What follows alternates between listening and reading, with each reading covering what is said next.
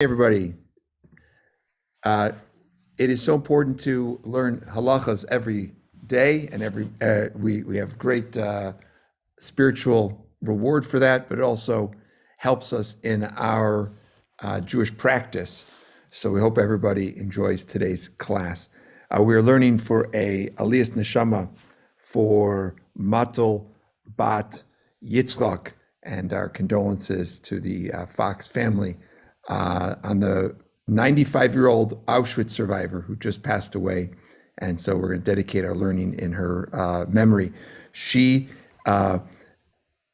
survived Auschwitz, came to the United States, and had children, and married another Auschwitz survivor. And they had, Baruch Hashem, many, many children and great-grandchildren, grandchildren, great-grandchildren. If that's not some kind of awesome story, but there's so few of these folks left. And she was deeply, deeply religious woman for her entire life.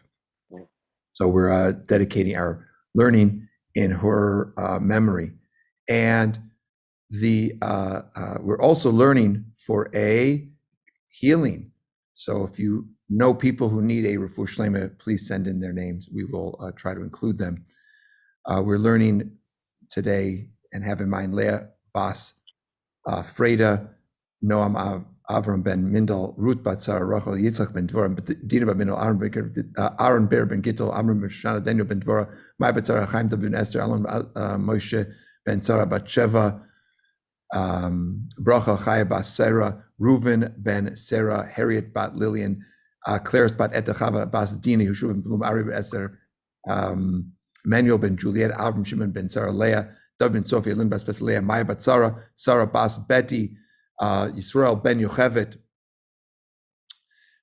We also want to wish a big mazel tov to the Khan family on marrying on their daughter's marriage today in the holy city, Yerushalayim Kodesh, in Eretz Yisrael.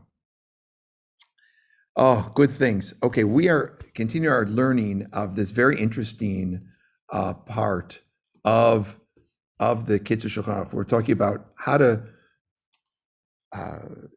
ensure that we are healthy so that we can serve Hashem and we can understand the Torah and be able to implement it. So it's really about a person maintaining their health in order to have a strong Jewish practice. And of course, everything else that goes along with that. We just learned about not having a big meal before certain things, and I'm sure everybody can relate. Okay, we are on chapter 32, number 7. So if you pull it up, and we will include the link in the class notes. So if you're not able to find right now, don't worry, you can find it in the class notes. Bnei Adam anu shavim b'mizgam. Yesh mishum azikcham, yesh mishum azkar, yesh mishum mizgam mitzvah, v'machlim gam kem mishunim, u'mishum mizgam mitzvah yochel machlim shem gam kem. So this whole thing has to do with, this whole next part has to do with people have different temperaments, right? Some, and this idea of temperament was a popular medical concept in the mid-19th century. So this idea of temperament, and you'll see that today, of course, we have different concepts that we utilize that are probably more accurate. But even in those days, you realize that not everybody is built the same, right? Everybody is different. They didn't understand maybe all the reasons why, but they knew that people are different. So, for example, so they would say, so somebody who's hot temperament, some cool, some intermediate. And they say foods likewise are varied. So if you have an intermediate temperament, you should eat foods that are median. If you have a temperament that's not an intermediate one, you should eat foods that are opposite of your temperament, right? So if your temperament is hot, you should not eat things like herbs and spices, right? Because if you have a hot temperament, they don't want you to get too hot. Right? You shouldn't have anything too spicy. Rather, you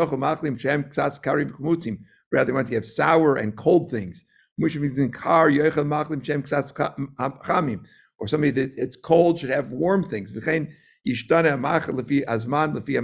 things also, our food and our diet should change according to the time and according to the place. In the summer, says you should have cooling things in the summer. Basar, kavasim, gedaim, rakim, froyach, tarnagoyles. So he's going to give some ideas. These are considered cool things. Meat of tender lambs, young chickens, and pickled foods. Okay, and so I mean, personally, anytime you've got chamutzim, anytime you've got pickled foods, I'm happy. And in the winter,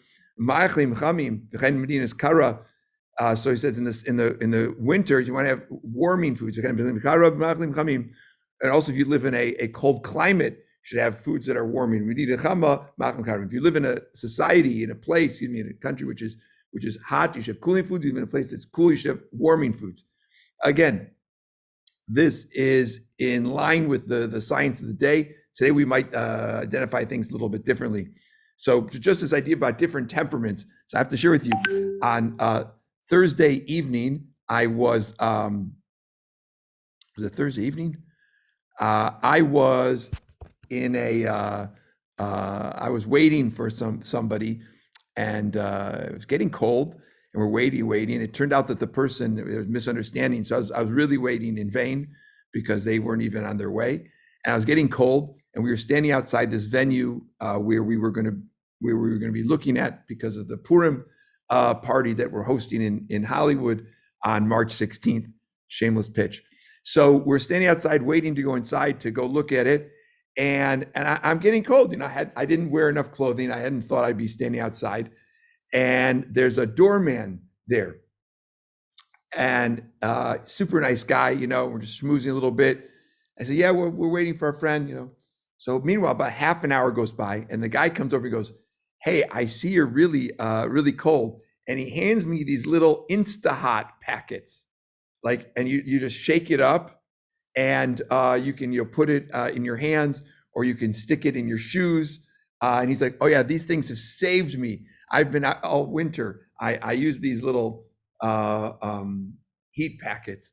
So if you can't get your hands on food that heats you up, at least you can get one of the little hand warmers, and it stayed warm forever. And I put it in my shoes. And anyway, that was terrific. Okay, back to the Torah. We're on number 8. Amaycha mutza hu lechem chita, veloy soilet mamish, ki soiles misacher misachel achia boy gamkin ksas mea musran v'yinis chametz v'mitzvah melech. Okay, so now we're going to start talking about bread, one of my favorite foods. So he says this food he describes as median, kind of like one way of looking at it. Memutza,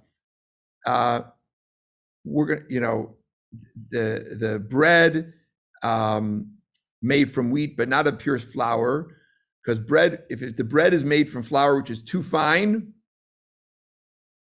okay, then he says again it's digested at a slower pace. Today we would know that really fine flour would be digested probably more quickly. So, but he says you should have bread that has bran in it. And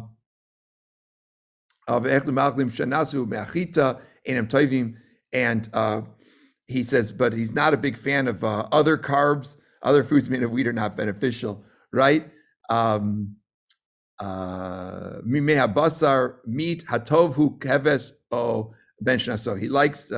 He recommends people have meat from the best is, he says, yearling, I guess you call it a lamb, right? Young animal. Or nursing gid ach komine b'nei me'en v'gam harosh hemer lo tovim. He's not a big fan of all the inner meats. I don't know, remember what those are called, and nor the what do they call the brains. Not a big fan of eating those things. Ha'izim va'para zakena niva v'yashana hema machlim ra'im, and he's really not a fan of goat or old cows or old cheese or he's really doesn't like those things. Also, let's say things that are like really stinky. Not a big fan of these. Kol basarov, chicken, kalis achel is easy. So he's a big fan of poultry. So it's much easier to digest poultry than meat. But he says chicken is the best kind of poultry. The doctor said, he says,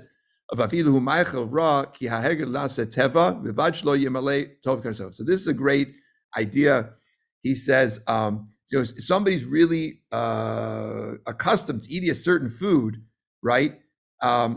Even if it's not the best food, because it's something that you're used to, so it's not going to harm you, because your habit is like, becomes like part of you, as long as you don't stuff yourself with it. So again, all of these medical advices are his way of trying to tell us that we need to be healthy and be very careful with what we eat. And so today, these things that still applies, right? Today we know, of course, that there are diets which are more beneficial, less beneficial, than lots. You can find people say all different kinds of things. Most important thing, just keep in mind, I'm going to keep repeating this, is we don't need to follow his medical advice because it was of the day, but the idea that we need to be careful of what we eat to look out for our health, that is the consistent and theme that is important to draw from this. Okay, number 9, ein lechol lev behema oif, shouldn't eat hearts of a cow or an animal or of a poultry or beef, mishum de kasher l'shchicha, because he says it's harmful for memory. This is a Gemara and we'd have to look that up to learn more about it, but we're going to keep going. What is harmful for memory? We're not supposed to, according to Halacha, right? We're not supposed to eat hearts anyway, right? Not supposed to eat heart. No, you could. I mean, the heart is kosher. If a person, if you didn't have anything else to eat and all there were hearts, you would eat it. Okay. Which ones are bad for memory? Heart and what else? The heart. The only thing he mentions here is the heart. Other places in Gemara it says you shouldn't have olives without olive oil. That's also can cause a person to forget. But again, we don't. This is Kabbalah. We're not. It's not necessarily referring to it in scientific terms, but more in a Kabbalistic sense, that it has some kind of spiritual damage to a person, specifically that they forget their Torah learning. It says, if you have olives without olive oil. Rabbi Gladstein has spoken about this, that it's one of his big taivas, and he eats it only on Shabbos with some olive oil. So, but again, you can have, as far as I understand, you can have olives anytime, as long as you have olive oil with them, right? So what we do at our house is we always put out olives, especially on Shabbos, and we put olive oil on top of them. So to ensure that everybody, I figure like this, I don't understand how it works, but I know that with so many other things going on in the world, I really don't want to forget my Torah. I want to make sure to keep as much of it as possible, right? Okay. Now, this is going to be really gross. Don't eat from a place where a rat or a cat has eaten, because it also is harmful for your memory. Okay. Number 10. This is the Meiser, though, because it comes in my CSA. I had to ask a shaila on this, that my butternut squash looked like a mouse had taken a nibble on the outside. Yeah, so you wanna cut that part off. Definitely don't want to eat that. And PSA, don't be very careful what you buy from Family Dollar. I don't know if you saw, they had to close over 400 stores because their central warehouses were were infested by rats. So that's not pleasant. Okay, so now we got next, number 10. So now we're going to talk about when you should eat, okay? And we're going to go through this again kind of quickly, but the idea being that there are better times and not as good times. Of course, today, physicians, people talk about this a lot. You should eat when you're hungry. A person should eat when they have a true desire to eat. Loizara, not like an artificial one. I would say like everybody else is eating, so therefore I should be eating maybe an artificial one. But I'm eating because I'm hungry. That's the time to eat. But now he's going to say, what does it really mean? How do you differentiate between a true desire to eat and a lesser true desire to eat? Ra'av, hunger, right? The first, we're talking about hunger. Because your stomach's empty and you're feeling hungry. Oh, now you got a desire. I really want to eat this special thing, this certain thing. When you go to tevon, appetite, this is called a taiva. This is called the desire, right? I'm not hungry, but boy, I could really use a chocolate chip cookie, right? So now he says, so a person should try not to eat when they have like a desire for something, right? And of course, we see today that everybody, right, snack. We have to be careful about different things, the foods that we eat and so forth. So if you have a desire for a certain food, you got to be careful to make sure that, you're doing, at least it's healthy for you. But that's the difference. He says there's ra'av and there's ta'avon, right? Ra'av is when your stomach's grumbling, you're hungry, you're really hungry. I mean, it doesn't have to grumble, but figuratively grumbling, or grumbling. And ta'avon, this is that, oh, wow, that looks really good, right? I wasn't hungry, but now I see that. Wow, that looks really good. And then he says that a person who is healthy should eat twice a day. He says people who are weak or old, they should eat. And sometimes when people are sick, right, or old, they should eat a little at a time. He says, and many times a day. And they shouldn't eat too much at one time because it says it's difficult for the body. It literally says for the stomach.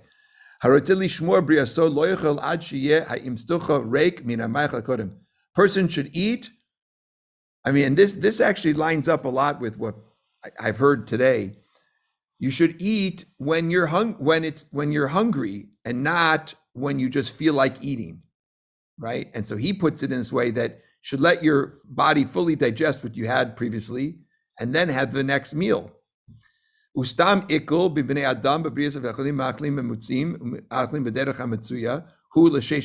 says about 6 hours is going to be the difference between one big meal and the next one.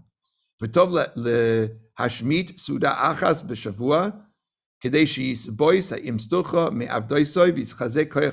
you should skip a meal once a week in order to strengthen your body and your stomach and to give your, to strengthen yourself.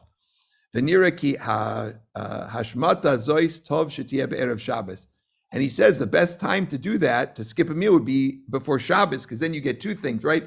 You have a big appetite for your Shabbos meal and you're skipping the meal. Now, of course, today, right, intermittent fasting is a big thing. Now, I can't tell you whether it's good or not good or whether you should do it or not. I'm a rabbi, not a doctor. But I just love how here in the mid 1800s, and of course he's basing it on Shulchan Aruch, right, which is hundreds of years older, talks about how we should skip a meal once a week. And of course today, a big fad is and intermittent fasting is considered good for the health. We certainly know that overeating is not healthy, and he points it out as we read, and it is pointed out by doctors. Okay, everybody have a fantastic day. Do lots of mitzvahs.